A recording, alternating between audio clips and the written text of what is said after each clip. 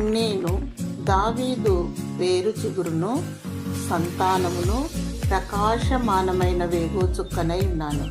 ప్రకటన గ్రంథము 22వ అధ్యాయము 16వ వచనం.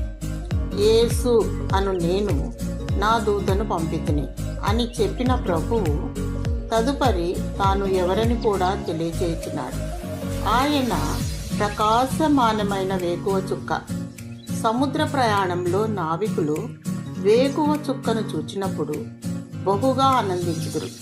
ముఖ్యముగా కటిక చీకటి, పెను తుఫాను వాతావరణంలో వేకువ చుక్క గొప్ప నిరీక్షణాస్పదముగా నుండును.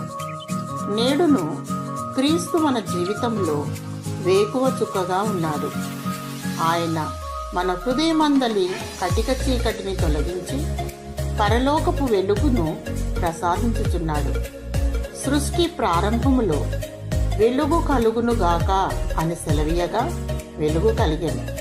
అది అంధకారంలో నుండి వెలుగు ప్రకాశించునుగాక అని పలికిన దేవుడే తన మహిమను గూర్చిన జ్ఞానము యేసుక్రీస్తునందు వెల్లడిపరచుటకు మీ హృదయములలో ప్రకాశించెను. దేవుడు నిన్ను ప్రేమించి విశ్వాస యాత్రలో విజయమిచ్చునుగాక. ఆమేన్.